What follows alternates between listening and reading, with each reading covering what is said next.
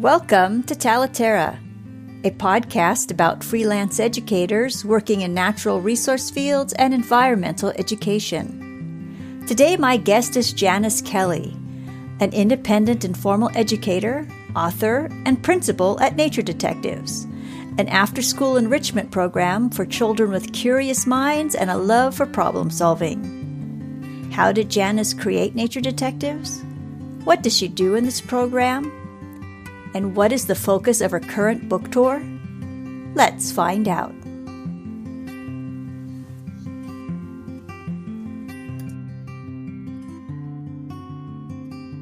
Thank you, Janice, for your time this afternoon and for sharing your story with listeners for this podcast.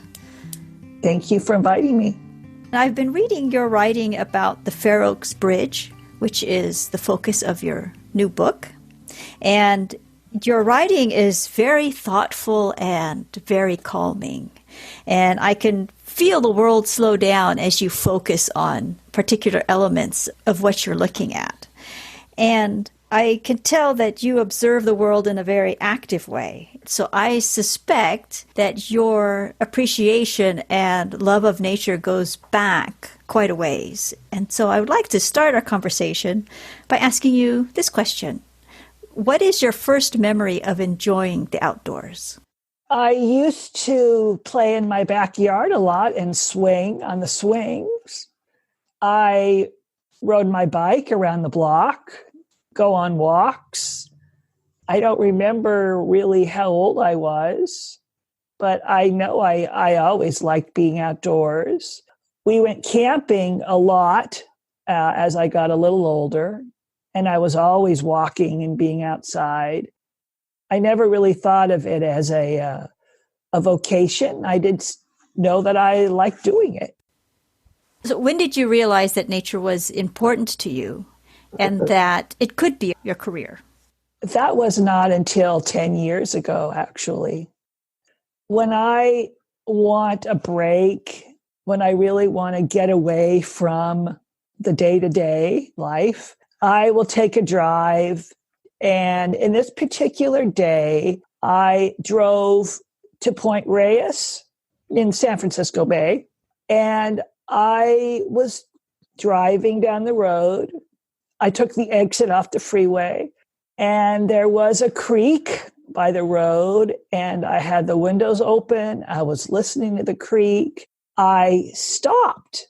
I thought, I just want to listen to this. I wanted to just be part of that experience. I listened a while, and then after a time of enjoying that, I got in the car and I saw the green hills and I thought, what a miracle this is. This is beautiful. This is what I want to share and capture. And after that, I decided, okay, I really want to do environmental education. I want to do something that I can share this beauty of nature so people can appreciate and understand it. And so that was the beginning of my journey. I looked for resources to get educated in the topic so I could make a career out of it. I looked for work that gave me the opportunity to be working on the environment, and I progressed from there. What were you doing then at this time? I had been doing community outreach, a lot of writing. I had been doing some public relations work. And I decided that I really wanted to stop promoting everybody else's programs and do my own program. I wanted to be the leader of the program. And that was where I really found my joy. So I was fortunate that shortly after I had this experience of wanting to work on the environment, I became the Leaf Steward Program Coordinator for the Sacramento Tree Foundation. I was responsible for developing and implementing a volunteer program to train adults on aspects of urban forestry, planting a tree, leading a planting, understanding tree biology, And that was an 8-week program that I implemented. And we did that for 3 consecutive times. It won the Best Urban Forestry Training Program of the year that I did it. And it was one of my favorite jobs. I loved the training element. I loved meeting the people. I loved creating the program. And after that, I went into graduate school to get my degree in recreation parks and tourism, a master's degree.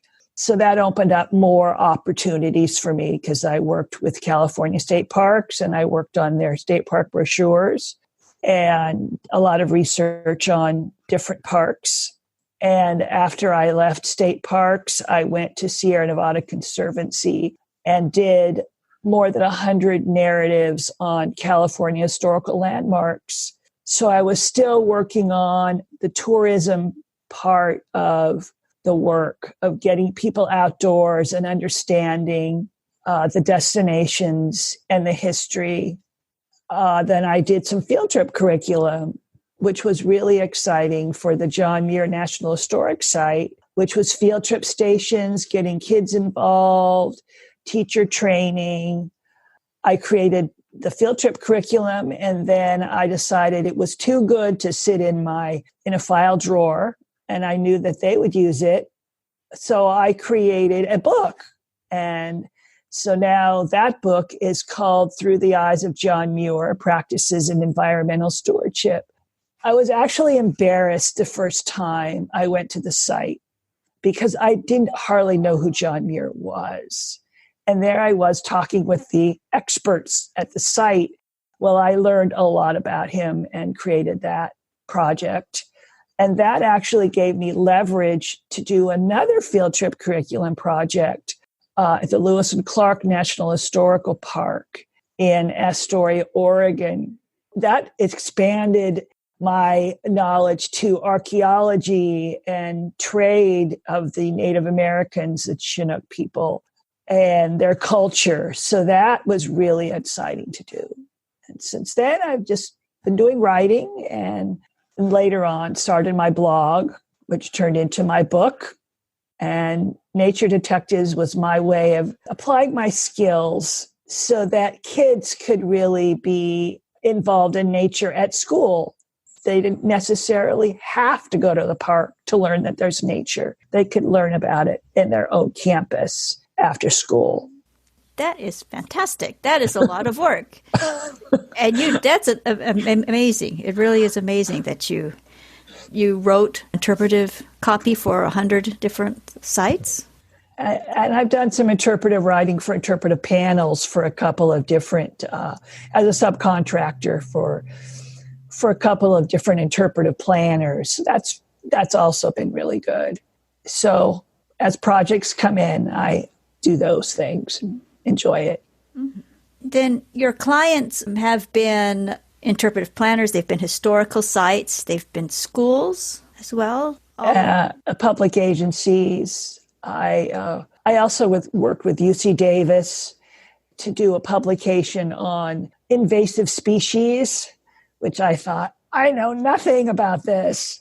So I did a lot of research on invasive species. And now every time I go to the Bay, to the Embarcadero in San Francisco, and I look at the cargo ships, I look at them differently because now I know that they have so many invasive species coming into the port. Like, how is that affecting our bay? And I see that when I go out to the river, to the parkway, I can see plants growing that aren't supposed to be there. So the more you learn, the more you are attentive to the things that happen. And that's really what I've learned from my Mornings on Fair Oaks Bridge blogs. People say I take great pictures, and I'm very proud of that. I am lucky to be at the right place at the right time because I'm there often enough to see the interactions of the wildlife, to see when the egret arrives, very carefully walking the riverbank, very quiet, never makes a sound, and then suddenly the great blue heron will show up and squawking, and the egret instantly flies away. Like, I don't want anything to do with that. So I love those interactions of the ducks, so I learn those things by being there regularly. Yes, and that is one of my questions I had for you. You are there so often, and you've documented it so well. What change have you seen over the 2 years? I understand it's 2 years that you've been writing about the bridge. Yeah. What change have you seen in those 2 years' time? When I very first started in September of 2016 and through the fall, it was a pretty big salmon run, and I would see the fishermen catch the fish many times, and lots of fishermen, and I would see the salmon jumping and jumping and jumping. And then the next fall, it was not nearly as abundant because I didn't see hardly anybody actually catching fish. I know they did. They just may not have been doing it right there or when I was watching, but I didn't see as many come through. I didn't see as many jumping. Obviously, the beginning of 2017 was our serious flooding. So that changed the river a lot, overflowed the banks, overflowed the parkway. A lot of the waterfowl stayed away for months because it was too deep. They wanted to go to shallow water. So I see seasonal changes. But what I have noticed is that the salmon run is really the driving force for all the wildlife to come.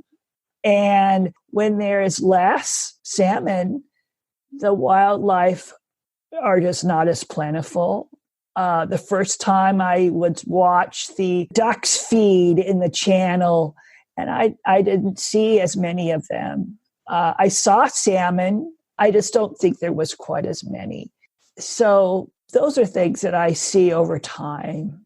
I mean, they could have been somewhere else. They just weren't where I was watching. And from a consistency standpoint, it was different. Now, you've been having author events with your new book and book signings. Yes. So where have you been speaking about your book? I was at the Fair Oaks Library on a Sunday, and I had about 15 people there, and I did readings of 3 of my entries of my book. And people really enjoy listening.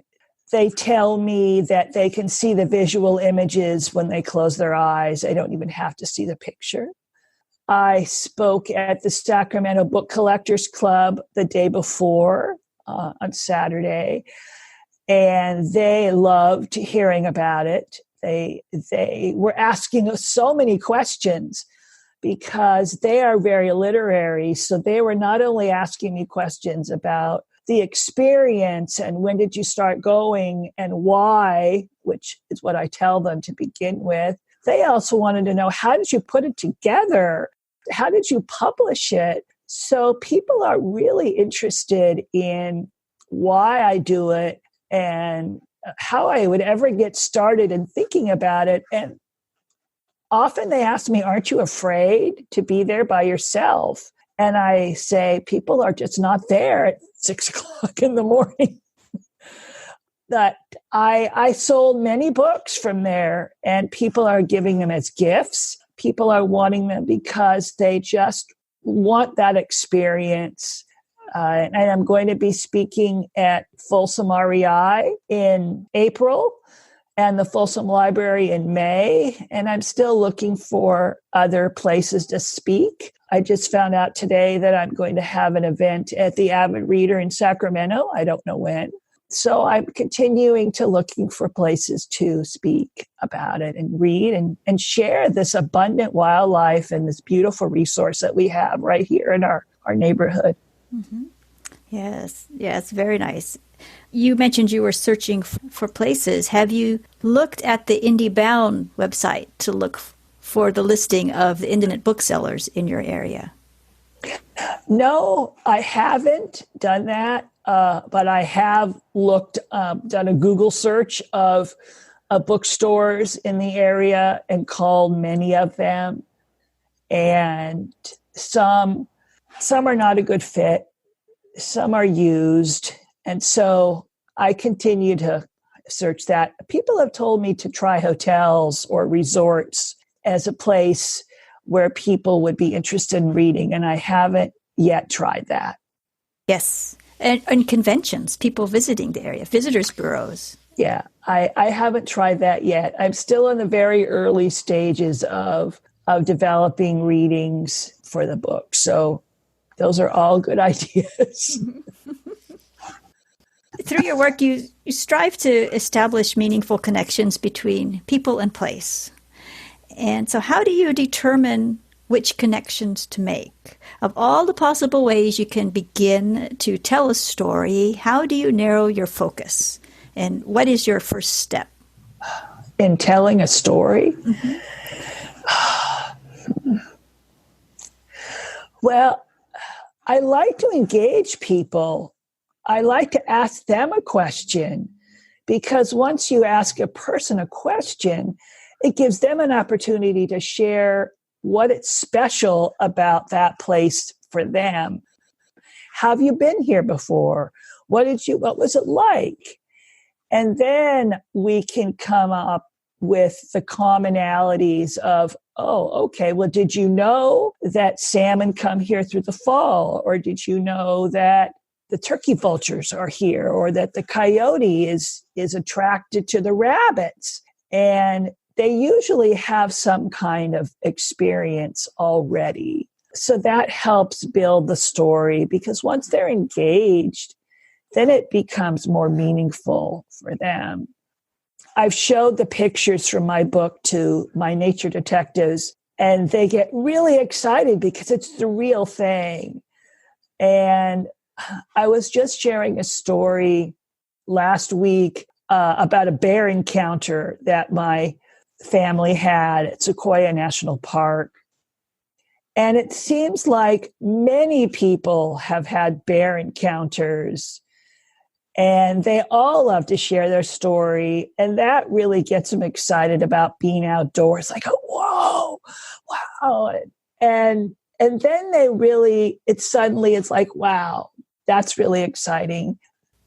Tell us about Nature Detectives. When did you launch this programming for schools, families, and cultural sites? I started Nature Detectives in February of last year, 2018. It was a trial. I went to the school site, and she said, I think we have a niche of parents that would think that this would really be something they want to do. Let's try it. So I created a flyer. We sent it out through the school distribution, and I got 16 kids, and they loved it. We were sharing wildlife and wild things. So I brought in seashells, I brought in pine cones, I brought in bear paw pictures, so they could really draw and experiment. What did that look like, and feel it? And they loved it. And so then I'm like, okay, what am I going to do next? What am I going to do the next month? I expanded to a second school, and then I actually had a third school for about a month. So I went all the way through the school year. And then I was doing some planning in the summer of how can I make this better? How can I improve the program? So I started in the fall with a couple of different schools. Now we do a fall program. So it's about trees, studying trees and habitat and the creatures that live in them. We get out our magnifying glasses and our tape measures, and they go study the outdoors from the tree bark to the grasses. We always have our nature detective field journals. That's a very important piece of the program because they love drawing and writing in their journals. They're very important. So we do a fall program where they look at leaves and they draw leaves, and oak galls and more pine cones, because it's a texture. It's something that's really interesting for them to see. Sometimes I pick them up around school campus. Sometimes I bring them. In the winter, we've done more quiet study. We've done listening. We've done rain sticks. We're going to do a blind walk tomorrow. It's a sensory walk. What can you feel? They've laid on their backs and put their finger up. And what are the sounds that you hear? Put up a finger when you hear a sound. So it's more quiet listening in the winter. And in the spring, we're going to do rebirth and birds' nests and pollination. So it's kind of getting back outside. I found that seasonal was a lot easier for them to do, and they love it. The parents love it. I take a lot of pictures and they pose, and they have a great time. Congratulations. That is success right out the gate. Yeah, that's exciting. Yeah, they have a good time. And how long are your programs? How long is each program? It's 1 hour per week, and I do it now in 8-week segments. So it's fall for 8 weeks. Then I do a 2 or 3 week holiday. So there's holiday cards or nature gifts. Then I do 8 weeks for winter wisdom. And now I'm about ready to start, in a couple more weeks, the spring program, which will also be 8 weeks. So if there's any time left in the school year, we'll probably do some fun, bear encounters or getting ready for summer kind of thing. I found that 8 weeks is really a lot easier to blend a lot of diversity into it: storytelling, art, exploration. The parents like it that way, and it's easier for me. I can retain the kids over a period of time. And all this happens within the classroom? It happens on the school campus after school, either in their library or in a classroom, wherever they have an open space. But we are rarely inside. We usually are out. We are inside when it rains. In fact, it was a good time for us to be doing rain sticks, because we were inside making our rain sticks. And then the following week it was raining. And so we were simulating rain. And I brought in a balafone, which is an African version of a xylophone. And I was the background, and I was telling stories that were rain inspired. And so they were making rain, and it turned out to be a really fun activity for them. On your website, you link to an article about how a doctor is now prescribing, and other doctors are prescribing nature as a prescription.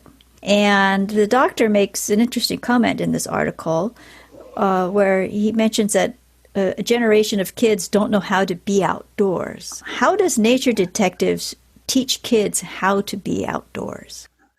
They are outdoors.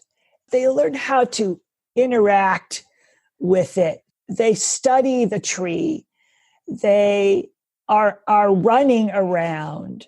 They study the grasses. They look at the insect. I've had them do mapping of an area, and they were so fascinated with the hole. It's like, look at the hole. And they put their arm all the way down the hole, and they go, how deep is it? And then we've done measuring the tree. And so they're very interested in measuring, how big is the tree? How big is the tree? And I said, okay, the tree's 48 inches around. How tall are you? How does that relate to how tall you are? And the more that they study the tree, the leaves, the insects, that gets them excited to do it more. And they're not sitting. They are active. They are running. They're not fearful. They're having fun.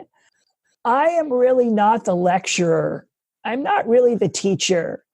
In Nature Detectives, I'm the facilitator that gives them the opportunity to explore and do what they do naturally. And the prescription for nature is really about getting outside for everyone, because it reduces stress. it really addresses the problems of ADD children because they can focus on something that engages them. It lowers blood pressure. So those things are really measurable, and it actually can invoke a sense of peace for everyone if you are willing to put the time in. Not everybody wants to be outside, but there are benefits even for 5 minutes of just being out in the air and just feeling that. I started going to the bridge because I really wanted that feeling of peace in my life. I love the idea of watching the water. And then it came that, oh, I can write about this too. So it's really a dual purpose. Last night, I took a bike ride along the parkway. And whenever I see people stop and just watch the river, I say, oh, well, let me give you a gift. I give them my card and I say, if you're really enjoying the river, I love to share my blog with you because this gives you a lot more information, the narratives of different times and some photos and video. And you can enjoy this because you're already showing that you really enjoy it. And so I love to share that. And the kids just get really excited. They really love being outdoors. They literally love the exploration piece of it. Yeah. And you mentioned that some people don't like being outside. And I've crossed paths with both adults and children who prefer to have nothing to do with the outdoors.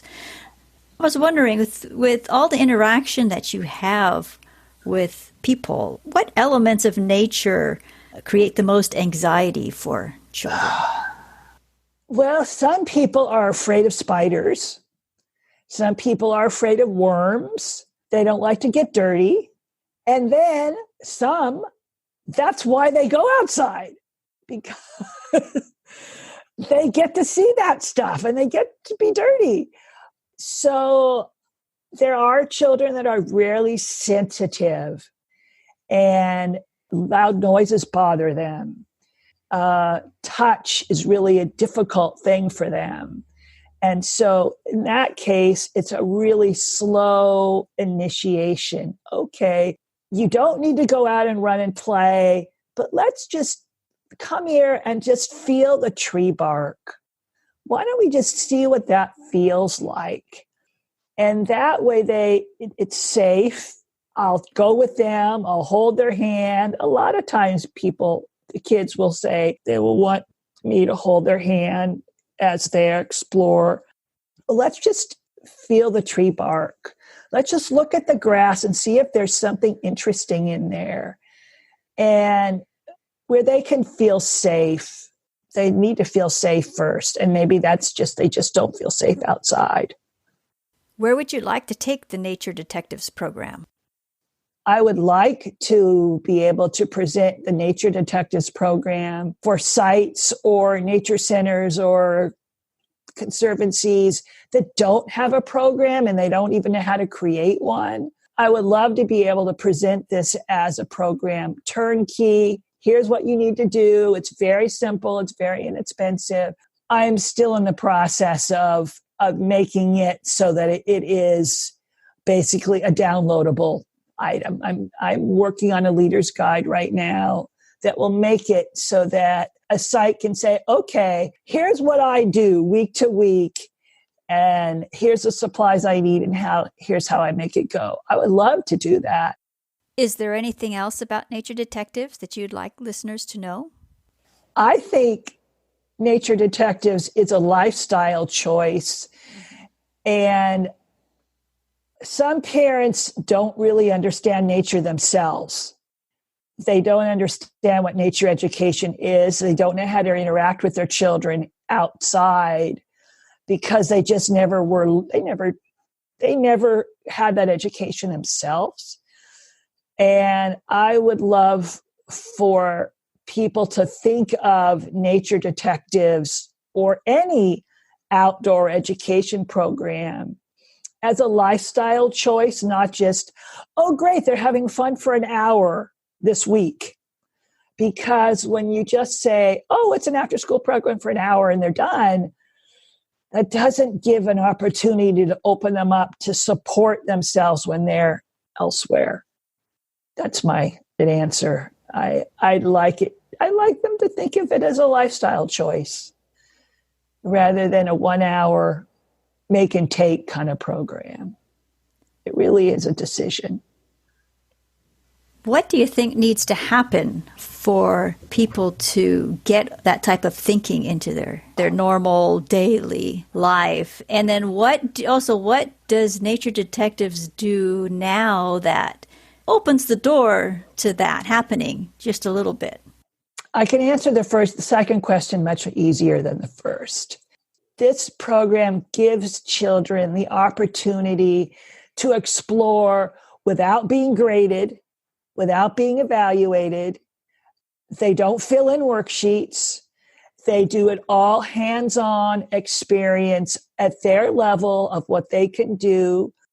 Oftentimes they will say, can you help me spell this word? I don't know how to write that. And then I help them. So it's building their literacy skills and it's building their excitement because they're seeing things that's not part of their normal daily life. They may live in an apartment. They haven't seen a pine cone. They don't know what an oak gall is. And they certainly haven't seen feathers up close. So this gives them a real chance to see these things in their neighborhood that they may not have an opportunity to experience. And once they see it, they can get excited about it. And once they're excited, they can learn to appreciate it at other places and share that excitement with their parents or their other family members. And then it kind of builds, hey, Mom, can we go out to the park? I want to study a tree. We felt the bark. We looked for insects. We measured. Come on, let's go measure. And that is what helps perpetuate it when they get excited and they want to share it with somebody else. And that's the same with the story. When they get excited about the story, then they want to share it with somebody else. Then suddenly, oh, that's cool. As I have had children hear a story and instantly they want to tell somebody else about it. And that's really exciting. The answer to the first question is, how do we change the minds? It's a long process because we have so many competing demands for our attention and our time. I think when people are personally affected by something, they start thinking a little differently. We had a lot of fires. We've had floods. And people are thinking a little differently about where they live and how they live. And they've been personally affected. They go, oh, I guess I'm going to have to change how I view things, how I do things, or I need to know more about the power of nature because we can't really control all of that. We can know about it. We can prepare for it. So, and being ethical about it, being caring about it. Being ethical is really important because that leads us to preservation and stewardship and really caring for something. Not everybody is that way. And guiding people toward making better choices over time, I think, will be helpful. It's a long process. It's a relearning process. And the more connections you have with the outdoors or with people who love the outdoors, I think the faster that shift will happen.